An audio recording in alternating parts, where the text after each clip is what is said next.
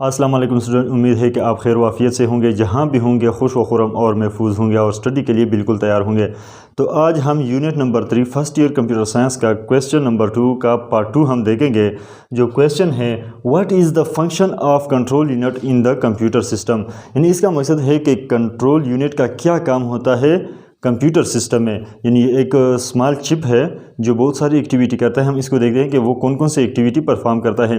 तो यहाँ मैंने आपके लिए लिखा है आंसर फंक्शन ऑफ सीयू, यानी सीयू स्टैंड फॉर या the full form of CU is control unit. तो अब कंट्रोल यूनिट के हम फंक्शन देखते हैं। मैंने इसके 7 बुलेट पॉइंट लिखे हैं, तो आपने इसके बुलेट पॉइंट नहीं लिखने, आपने सीक्वेंशियल यानी एक पैराग्राफ की सूरत में लिखना है। पैराग्राफ की सूरत में जब आप पेपर में लिखते हैं तो आपके अच्छे मार्क्स आने की चांस बहुत ज़्यादा होते हैं। और मैंने बुलेट पॉइंट इसलिए लिखे हैं ताकि आप खुद से सेंटेंस क्रिएट करें। इससे आपके 2 फ़ायदे होंगे। एक तो आपको सेंटेंस क्रिएशन में आपको मदद मिलेगी, यानी आप क्रिएटिव बन जाते हैं। और दूसरा फ़ायदा ये होगा कि जब आप कोई सेंटेंस अपनी तरफ से बनाते हैं तो आपको वो फिर भूलता नहीं, वो आपके माइंड में सेट हो जाता है। तो सबसे पहले हम आते हैं point number 1, coordinates and control. हम कहते हैं कि जो सीयू होता है या कंट्रोल यूनिट होता है वो कोऑर्डिनेट एंड कंट्रोल करता है पूरे सिस्टम को।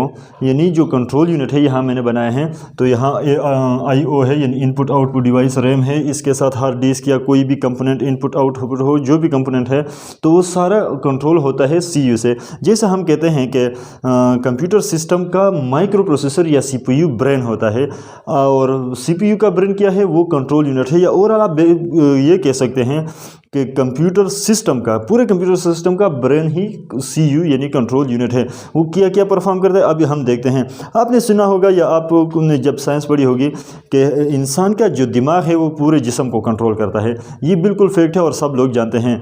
अब 3 बातें हैं इसमें कि वो कैसे कंट्रोल करता है, किस सोर्स से वो सिग्नल भिजवाता है या क्या करता है, तो ये सारी चीज़ें हम देखेंगे। यानी हमारे ब्रेन जो काम करता है तो सीयू वो कंप्यूटर को हैंडल करने के लिए ये ऑपरेशन परफॉर्म करता है।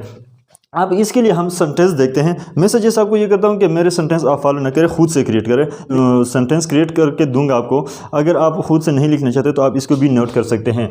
तो हम कह सकते हैं कि सीयू यानी control units coordinate and control the overall computer system just like the human brain control our body।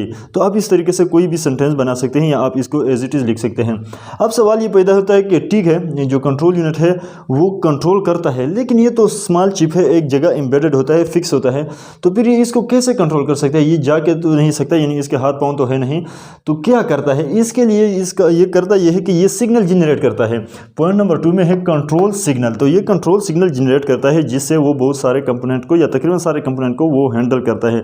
तो इसके लिए अगर हम सेंटेंस देखें कि कंट्रोल यूनिट जनरेट या produce control signal to control the component of overall computers, यानी आप इस किस्म के सेंटेंस बना सकते हैं।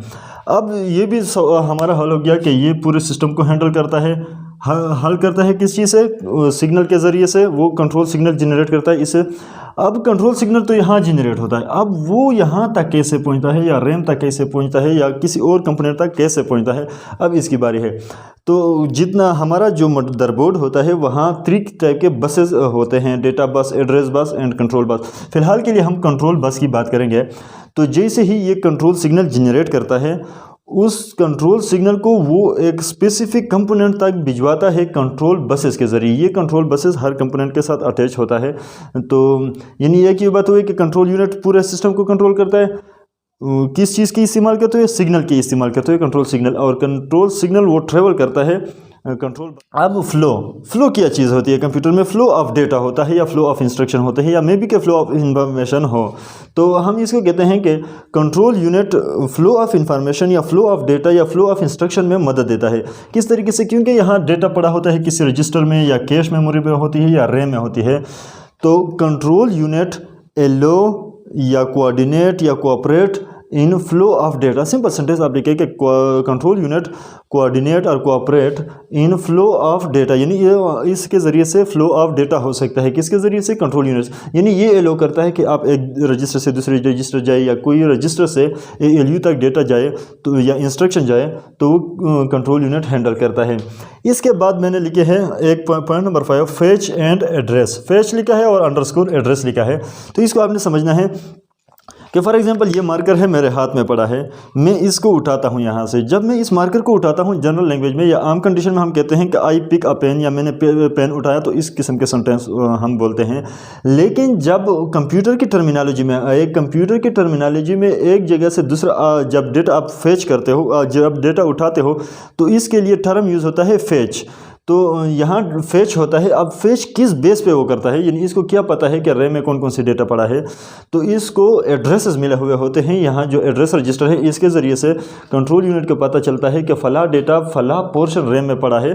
तो ये 1000 या मिलियंस या लाखों की तादाद में इसमें सेल होते हैं और डेटा वहाँ स्टोर होता है, तो इनको एड्रेसेस के ज़रिए। तो यहाँ हम कह सकते हैं कि control unit fetch the data from RAM कह सकते हो या मेन मेमोरी आप कह सकते हो कि यहाँ कोई भी डेटा हमारा 0 1 इस कंडीशन में होता है, बाइनरी फॉर्म में होता है। तो हम कहते हैं कि control unit fetch the data from RAM या फ्रॉम मेन मेमोरी, आप मेन मेमोरी कहे तो बेहतर होगा, from main memory on the basis of address, यानी एड्रेस रजिस्टर से वो एड्रेस उठा के देखता है कि ये डेटा कहाँ पड़ा है, तो इसको पता चलता है कि वो डेटा फला जगह पड़ा है, तो वहाँ एड्रेस के ज़रिए से, यानी control unit fetch the data from main memory using the addresses. अब नेक्स्ट पॉइंट है डिकोड। डिकोड का पहले आप जनरल लाइफ से एक एग्जांपल समझे। हमारा मोबाइल हमारे जेब में होता है, कोई मैसेज आता है, कोई व्हाट्सएप या कॉल वगैरह जो भी आता है हमारे जेब में मोबाइल होता है, वो मैसेज वगैरह तो हमारे तक पहुंच गया। अब हमें क्या पता है, क्योंकि मोबाइल जेब में है, अगर हम इसको इंटरप्रेट करना चाहें, हम इसको डिकोड करना चाहें, यानी हम इसको समझना चाहें कि इस मैसेज में किस बंदे से ये मैसेज आया और वो क्या कहता है, तो हमें मोबाइल निकाल कर इसको देखना पड़ता है। या पहले ज़माने में जो लेटर हुआ करता था, तो इन्वेलप खोल के आपने लेटर देखना था। तो इसी तरीके से जब ये डेटा फेच करता है रैम से या कैश से, यानी मेन मेमोरी से, तो इसके बाद इसकी प्रोसेस बारी होती है डिकोड करने की, यानी कंट्रोल यूनिट को पता तो चले कि इसका मकसद क्या है, मैंने इसका करना किया है।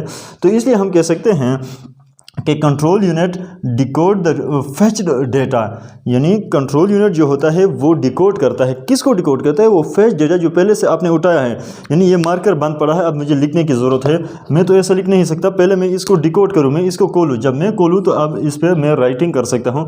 तो इसी तरीके से control unit decode the data. कौन सा data? The fetched data. Control unit decode the fetched data for further execution, यानी जो कंट्रोल यूनिट ने जो डेटा फेच किया, अब इसने डिकोड किया, डिकोड करने के बाद इसको पता चलता है कि अब आगे मैंने इसका क्या करना है, मैंने आगे आईओ यूनिट को भेजना है, मैंने किसी रजिस्टर में स्टोर करना है, या किसी एएलयू अरिथमेटिक लॉजिक यूनिट को मैंने भिजवाना है। यानी अगर प्लस माइनस का कोई ऑपरेशन है या लॉजिकल नॉट वगैरह का ऑपरेशन है, तो वो यहाँ भिजवाता है।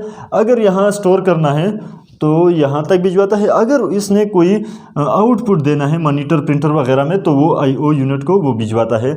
तो पूरा प्रोसेस इसका ये है। अगर आपने ये पॉइंट लिखे और ख़ुद से आपने सेंटेंस जनरेट करे, तो मैं आपको कहता हूँ कि किसी भी सूरत आपसे फिर ये एमसीक्यू ये क्वेश्चन नहीं बोलेगा।